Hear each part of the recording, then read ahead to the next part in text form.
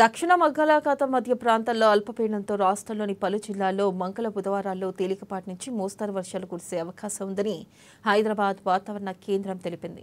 గంటకు 30 నుంచి 40 కిలోమీటర్ల వేగంతో ఈదురుగాలులు వీచే అవకాశం ఉందని వివరించింది. కొన్ని చోట్ల సాధారణం కన్నా 2 నుంచి 3 డిగ్రీల సెల్సియస్ వరకు ఎండలు పెరుగుతాయని తెలిపింది.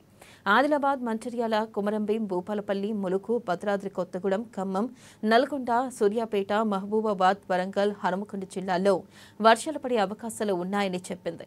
ఇక ఆయా జిల్లాలకు ఎల్లో అలర్ట్ ను జారీ చేసింది.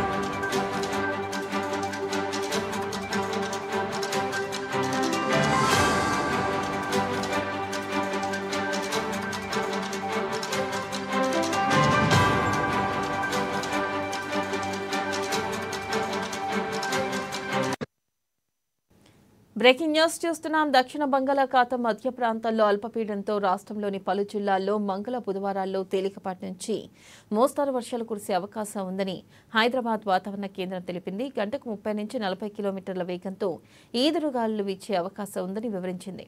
కొన్ని చోట్ల సాధారణం కన్నా 2 నుంచి 4 డిగ్రీల సెల్సియస్ వరకు ఎండలు పెరుగుతాయని తెలిపింది.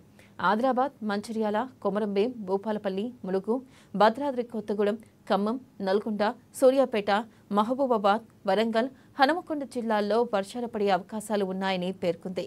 ఇక ఆయా జిల్లాలకు ఎల్లో అలర్ట్ ను జారీ చేసింది.